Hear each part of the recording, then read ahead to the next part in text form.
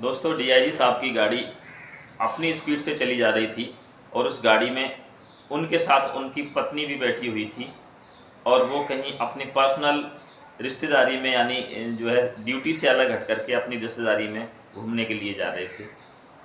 गाड़ी अपनी स्पीड से थी।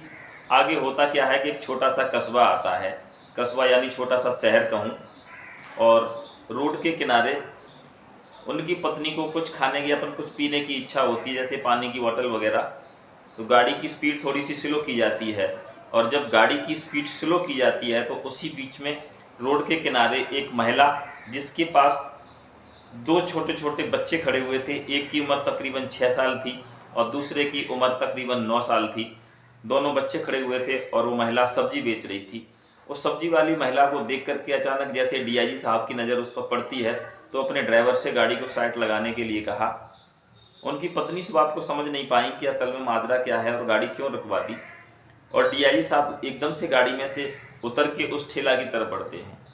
जब उस ठेला की तरफ बढ़ते हैं तो वो जो महिला सब्जी जो बेच रही थी उसकी नज़र जैसे ही दूर से आते हुए एक अधिकारी पर पड़ती है तो पहले तो वो समझ नहीं पाती है, और जैसे ही डीआईजी साहब उसके नज़दीक आते हैं तो अचानक वो महिला एकदम से शॉक हो जाती है, यानी एकदम से आश्चर्यचकित हो जाती है और वो अपना मुंह जो है अपनी साड़ी के पल्ला से ढकने की कोशिश करती है। तब तक क्या था, डीआईजी साहब उसके बिल्कुल नज़दीक पहुंच चुके थे दोस्तों। और जब नज़दीक पहुंच जाते हैं, ये सारे वाक़या को उनकी पत्नी गाड़ी में से अंदर से देख रही थी और ड्राइवर भी इस बात को नहीं समझ पा रहा था। जब डीआईजी साहब अंदर पहुँचे, उसके पास पहुँचे तो जाकर के एकदम से कहने लगे कि शीला, मैंने तुम्हें पहचान लिया है और तुम्हें अपना चेहरा छुपाने की ज़रूरत नहीं है। और फिर क्या था, उस महिला ने नज़रें नीची करके अपना जो पल्लू से मुंह ढके हुए थी उसको हटा लिया और देख करके एकदम डीआईजी साहब की तरफ देख करके वो फपक फपक करके रोने लगी, और उसके बच्चे भी उसकी तरफ देख रहे थे और कोई इस मंजर को समझ नहीं पा रहा था। तो दोस्तों, कौन थी ये महिला और कौन थे डीआईजी साहब, ऐसा क्या हुआ था उनकी लाइफ में, या क्या थी ये सारी घटना, जानने के लिए आप देखते रहिए मेरा यूट्यूब चैनल सच का सफ़र स्टोरीज, और मैं हूं वेदल यादव। दोस्तों, आज आपके सामने जो कहानी लेकर के चल रहा हूं, एक ऐसी कहानी है जिसको सुनकर के आप हिल जाएंगे और सोचने पर मजबूर हो जाएंगे कि ऐसा भी होता है। दोस्तों, हुआ क्या था, एक लड़की थी जिसका नाम शीला था और वहीं एक लड़का था जिसका नाम था रुद्र प्रताप सिंह। दोस्तों, रुद्र और शीला में हम उम्र होने के साथ एक कंडीशन ऐसी आती है, हालांकि वो दूसरे दूसरे भिन्न जिलों के रहने वाले थे, और एक मोड़ पर दोनों की मुलाकात एक शहर में होती है और ये मुलाकात धीरे धीरे दोस्ती का रूप धारण कर लेती है और लड़का लड़की यानी रुद्र प्रताप, रुद्रा और शीला एक दूसरे को पसंद करना शुरू हो जाते हैं और उनकी दोस्ती इस लेवल पर पहुंच जाती है कि शादी करने के सपने एक साथ देखने लगते हैं। तब तक शीला को रुद्रा के परिवार वालों के बारे में कुछ खास जानकारी नहीं थी, और इधर होता क्या है कि रुद्रा एक दिन अपने पिताजी से उस लड़की की बात कराता है और शीला की जैसे उस लड़की से बात होती है तो चूंकि शीला उस लड़के के प्यार में फंस गई थी और पूरी तरह से उसको दिलो जान से चाहने लगी थी, तो उसके पिता से जो बातें हुई वो मात्र औपचारिकता बस ही बातें हुई, बाकी किसी तरह की कोई इस तरीके की बात सामने नहीं आई थी। उसके पिता जो है अपनी बात को बताने के लिए उसको बार बार कहते थे, एक बार मेरी उस शीला से बात कराओ। एक दो बार बात भी हुई, परिवार में उसकी माँ की भी बात हुई, और कोई खास बात उस लेवल तक नहीं पहुंच पाई कि वो अपनी जाति स्थिति से उसको लड़की को वाकिफ कराते। और होता क्या है दोस्तों, के कुछ समय बाद उसके परिवार वाले एक दो आदमी उसके घर पर पहुंचते हैं और उसका रिश्ता तय कर दिया जाता है। अब शीला का रुद्रा के साथ रिश्ता तय हो गया था और वो दिन आ गया जिस दिन रुद्रा की बारात शीला के दरवाजे पर पहुंचती है, और जैसे ही दरवाजे पर उसकी बारात पहुंचती है तो रुद्र जो है देखने में स्मार्ट था, पढ़ा लिखा था, बहुत सुंदर और संस्कारवान था, लेकिन चूंकि घर की स्थिति उस समय उतनी बढ़िया नहीं थी, तो देखा जाता है कि शादी में जो ज्वेलरी होती है, आभूषण होते हैं या कपड़े होते हैं, वो अपनी औकात के हिसाब से ही उसके पिता लेकर के पहुंचते हैं। और जब शीला के सामने या सारी चीज़ों की जब जानकारी होती है उसको, तो स्टेज पर ही एकदम से भड़क उठती है और कहती है, मैं नहीं समझती थी तुम इतने नंगा घर से हो, मुझे नहीं पता था तुम इतने गिरे हुए, इतने छोटे हो, मैं तुम्हें क्या समझती थी।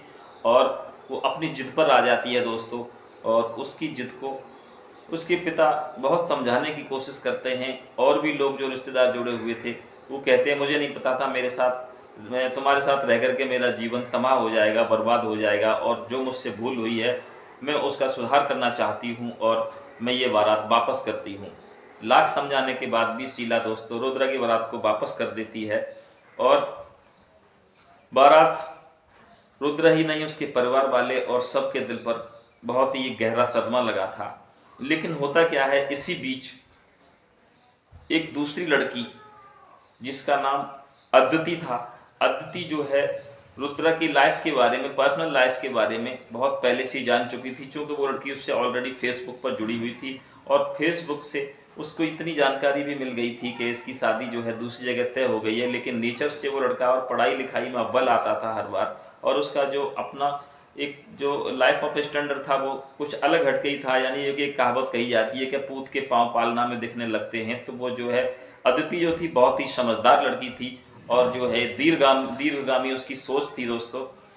और वो लड़की तुरंत अपने पिता से कहती है अदिति, और अपनी शादी के लिए अपने परिवार वालों को राजी कर लेती है और बिना कुछ सोचे समझे बगैर प्रॉपर्टी का लालच किए अदिति जो है अपने परिवार वालों को, अपने पिता भाई या जो भी परिवार में सगे संबंधी होते हैं उनको शादी के लिए भेज देती है।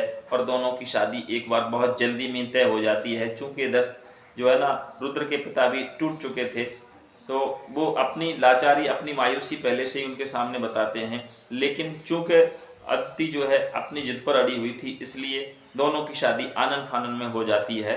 और इधर जो है अदिति दुल्हन बन करके रुद्र प्रताप के घर पर आ जाती है। और उन दोनों की जो गाड़ी थी, जीवन की जो गाड़ी थी, वो धीरे धीरे अपनी पटरी पर सरकना शुरू कर देती है। इधर होता क्या है दोस्तों, जो बात कर रहा हूँ शीला की, कुछ समय के बाद में एक देवेंद्र नाम का एक लड़का शीला की लाइफ में आता है। और देखने में देवेंद्र बहुत अच्छा स्मार्ट दिख रहा था और वहीं पर प्रॉपर्टी भी उस पर भरपूर थी। ज़मीन भी लगभग 50 बीघा से ज़्यादा उसके हिस्सा में आ रही थी। उसके पिता एक सरकारी वर्कर थे जो रिटायर हो चुके थे और खुले खर्चों का आदी देवेंद्र था। इन चीज़ों के चलते शीला को वो लड़का और उसका परिवार भाग गया।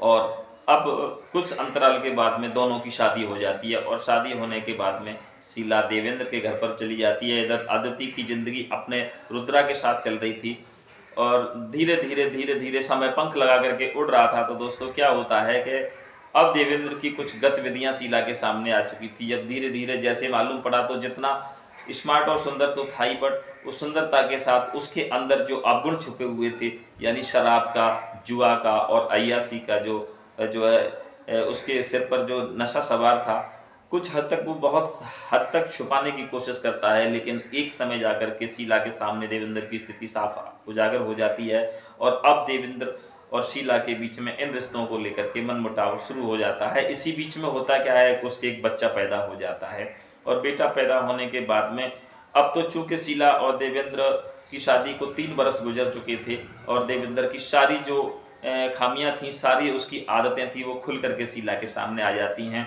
और तब तक क्या होता है कि देवेंद्र के पिताजी का स्वर्गवास हो जाता है दोस्तों। और इसी बीच में देवेंद्र जुआ का जो आदी बन चुका था, जुआ और सट्टा के चलते वो धीरे धीरे अपनी ज़मीन बेचने पर उतारू हो जाता है। शीला उसको लाख मना करती है लेकिन वो नहीं मानता है और बेचते उसके पास मात्र 5 बीघा ज़मीन रह जाती है। और 5 बीघा ज़मीन के बाद में और इधर जो है बाहरी औरतों का शौक उसके सिर पर चढ़कर बोल रहा था और खुले शराब पी करके घर पर आना और आए दिन परिवार में लड़ाई झगड़े और शीला से मारपीट करना, ये रोज़ की उसकी आदत बन गई थी। एक दिन की बात है, शीला जब तब तक क्या होता है कि समय और थोड़ा सा और आगे बढ़ता है, तब तक उसके जो है शादी को 6 साल गुजर चुके थे और एक दूसरा बेटा और पैदा हो जाता है। और इधर जो है शीला अपनी लाइफ में बहुत परेशान रहने लगी थी। 2 बेटे पैदा हो गए थे घर में और शीला इधर देवेंद्र को समझाने की कोशिश करती है लेकिन वो अपनी हरकतों से बाजे नहीं आता है। और इधर शराब का नशा जब उसके सिर पर चढ़ करके बोल रहा था, उसके 24 घंटा पीने की अब तो कंडीशन ये हो जाती है कि वो 24 घंटा शराब का आदी होता है। और दोस्तों उसको एक बहुत ही भयंकर बीमारी हो जाती है और बीमारी के चलते एक दिन वो आ जाता है कि उसकी जो है बीमारी के चलते उसकी मौत हो जाती है। अब शीला पर मात्र वो 5 बीघा ज़मीन और 2 बच्चों का ही सहारा रह गया था। उस 5 बीघा ज़मीन के सहारे अपने दोनों बच्चों को पढ़ाने लिखाने की कोशिश करती है, लेकिन दुनिया जानती है कि ज़मीन से आज तक इस तरीके से जो या तो ज़मीन हो तो पूरी हो, या ज़मीन के चलते किसी की गुज़र नहीं हो पाती है। और एक बेचारी तनहा महिला थी, अब उसकी ज़िंदगी में भूचाल खड़ा हो गया था और उस ज़मीन से उसकी पूर्ति नहीं पड़ती है। तो उसके गांव से थोड़ा सा हट करके रोड निकल रही थी, जहां पर जैसे मैं आपको बता रहा था वहीं पर एक सब्जी लगाने का वो जो काम शुरू कर देती है। दोनों बच्चों को साथ ले जाती है, बच्चा स्कूल भी जाते हैं, बच्चों को पढ़ाने भी भेजती है, और साथ साथ सब्जी के जो व्यापारी होते हैं उनसे वो अपने उनके टच में जाती है, और सब्जी व्यापारियों के माध्यम से मंगा करके अपनी उसी अड्डे पर जो है अपने दोनों बच्चों को पढ़ाती है और सब्जी का ठेला लगाना, ये उसकी दिनचर्या बन गई थी। इधर दोस्तों होता क्या है कि रुद्र प्रताप अपनी पढ़ाई के दम पर, क्योंकि जैसे मैं आपको बता रहा था, बेशक वो गरीब था उसके परिवार में, लेकिन शांति थी, सुकून था और बहुत ही संस्कारवान, ये आपको मैं वीडियो शुरू करते ही समय बता चुका था। तो होता ये है कि एक के बाद प्रोग्रेस हुए थे, उसकी सरकारी जॉब लग जाती है, और आज जो है वो DIG बन चुका था दोस्तों। और उसकी जो पत्नी थी अदिति, बहुत समझदार लड़की थी, और वो आज एक सरकारी टीचर बन चुकी थी। अब तो दोनों की ज़िंदगी में खुशहाली खुशहाली है। और एक दिन की बात है, अदिति ने रुद्र प्रताप से कहा कि चलो आज जो है अपनी एक रिश्तेदारी में घूमने के लिए चलते हैं। तो जब दोनों अपनी अपनी गाड़ी से, पर्सनल गाड़ी से जो है जा रहे थे, तो अचानक रुद्र प्रताप की नज़र शीला पर पड़ती है। तो जैसा कि मैं आपको वीडियो में बता चुका हूँ, तो जब रुद्र को देख करके शीला की आंखों से आंसू जो है छरछरा निकलते हैं, छरछर और ज़मीन पर गिरने लगते हैं, तो वहीं पर रुद्र प्रताप खड़े होकर के उनसे, शीला से ये कहते हैं कि शीला, तुमने शायद हमको हमारी गरीबी से देखा था। तो बताया जाता है कि उस समय किसके साथ कब कहाँ पर किस पर बलिहार हो जाए, किसके ऊपर जो है समय मेहरबान हो जाए, तो राजा से भिखारी और भिखारी से राजा बनते में देर नहीं लगती है। मेरे माँ बाप ने मुझे वो संस्कार नहीं दिए थे, मेरे माँ बाप ने मुझे अच्छे संस्कार दिए थे। मैं बेशक गरीब था, और गरीबी के चलते तुमने मेरी उस गरीबी के चलते भरी समाज में मेरी रिश्ता, मेरी शादी को ठुकराया था, और आज उसका खामियाजा, उसका जो दंड था, जो परमपिता परमेश्वर ने तुम्हें उस रूप में दिया। खैर, मुझे तुमसे कोई गिला शिकवा नहीं है, मैं अपने लक्ष्य में आगे बढ़ता गया, और मेरी गाड़ी में जो मेरी पत्नी बैठी हैं वो जो है एक सरकारी टीचर हैं, और आज मैं अपने आप में एक सफल पुलिस अधिकारी बन चुका हूँ, और मैं ज़्यादा तो तुम्हारे लिए कुछ नहीं कर सकता हूँ। यदि तुम्हें लाइफ में किसी तरह की ज़रूरत, किसी तरह की आवश्यकता पड़े, तो एक बार अपना विजिटिंग कार्ड जिस पर उनका नंबर लिखा हुआ था दे करके जाते हैं, और निसंकोच तुम मुझसे किसी तरह की सहायता मांग सकती हो। मुझे आज भी तुमसे सहानुभूति है, क्योंकि शीला एक बात और बता देना चाहता हूँ, जिस दिन मेरी बारात वहाँ से वापस लौटी थी, उस दिन ही मैंने अपने आप में ये दृढ़ संकल्प कर लिया था, काश हो सकता है एक बार अगर मेरी बारात वहाँ से वापस न लौटी होती तो शायद मुझे मेरी लाइफ में ये मुकाम हासिल नहीं हो पाता। लेकिन बारात वापस लौटने के बाद में, बेशक मेरी शादी 8 दिन में ही अदिति से हो गई थी, लेकिन मैंने एक निर्णय ये कर लिया था कि ज़िंदगी में एक कामयाब आदमी बन कर के दिखाऊंगा। और मेरी आज मेहनत और लगन का यही नतीजा है कि आज ईश्वर ने एक नहीं बल्कि 2-2 सरकारी नौकरियों से हमें नवाजा है, और आज भगवान का दिया हुआ मेरे पास सब कुछ है। मैं तुम्हारे ऊपर, मैं तुमसे कोई इस तरीके का, माफ़ करना, मैं तुम्हें इस तरीके से जलील नहीं कर रहा हूँ। जब मेरी नज़र तुम पर पड़ी थी तो मेरा दिल नहीं माना, और इस तरीके से